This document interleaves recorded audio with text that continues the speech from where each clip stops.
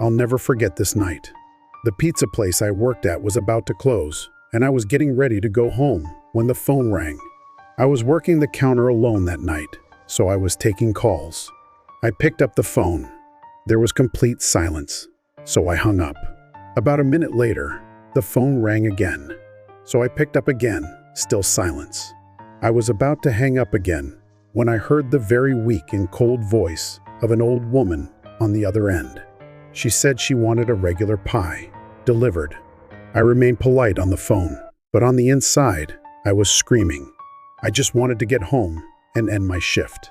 I called out to my boss that somebody was requesting a delivery.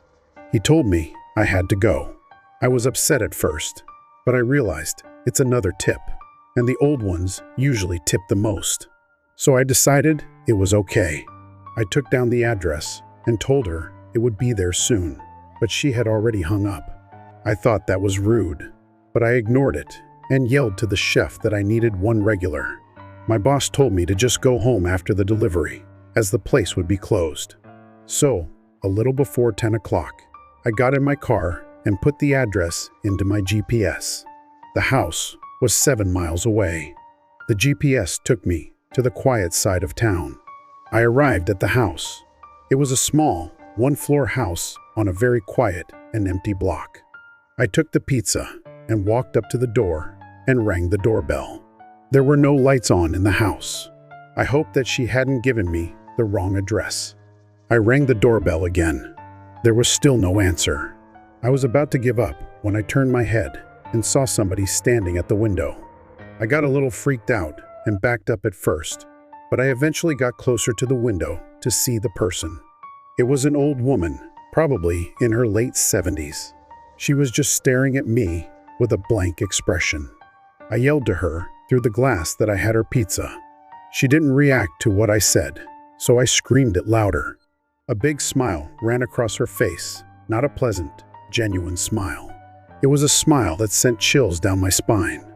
I still remember that exact face she made through the window. I decided that I was freaked out enough and got back to my car and set the pizza in the passenger seat. I had to text my boss about this. I shot him a quick text and started my car, ready to get the hell away. I looked to my right to get one more look, only to see the woman standing right outside my passenger side window, giving me the same stare she had given me before. I put my car in drive and floored it down the street, not looking back. My boss never made me do a late-night delivery again.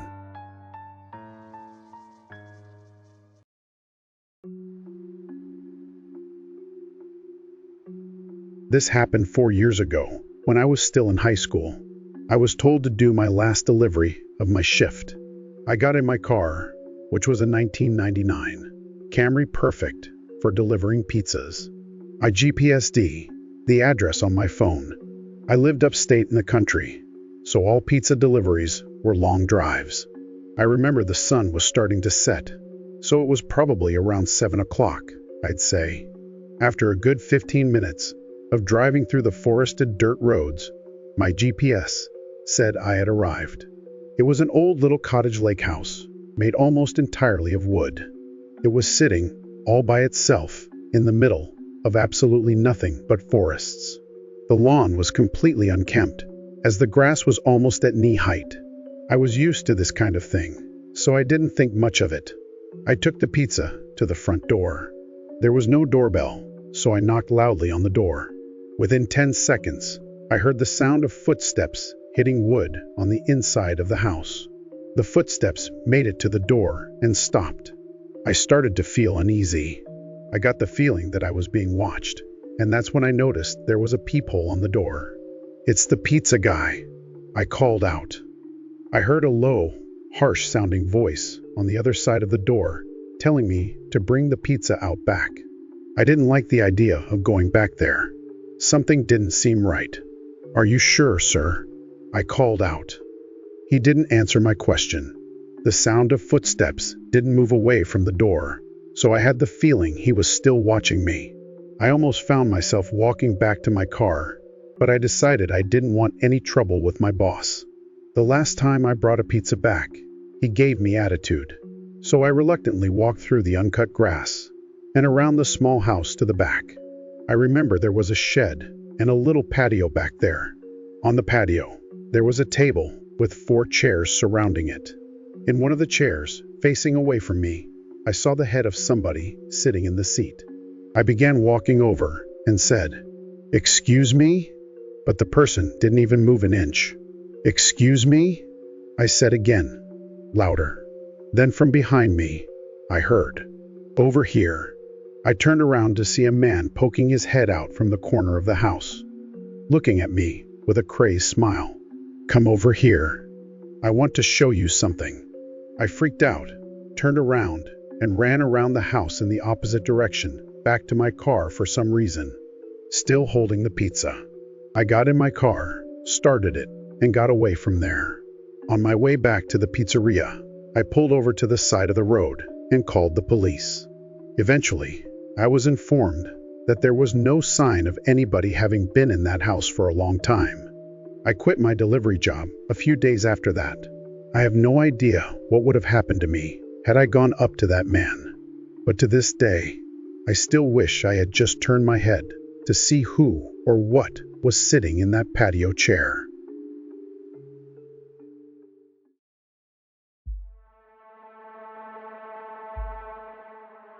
I was doing late-night deliveries during this particular shift.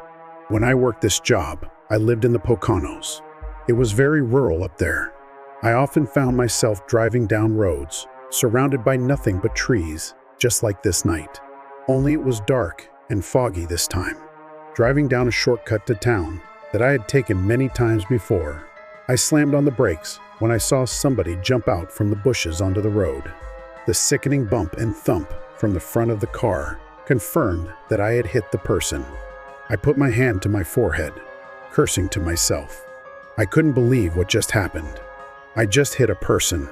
I got out of my car and checked to see if they were all right. It was a man wearing a black hoodie with the hood up. He lay motionless by my car tire. I had no idea what to do at this point. I was panicking. Why the hell was this guy in the middle of nowhere? Why did he jump in front of my car? And then things got weirder. I heard a scream for help coming from the woods to the left of me. Somebody was in trouble.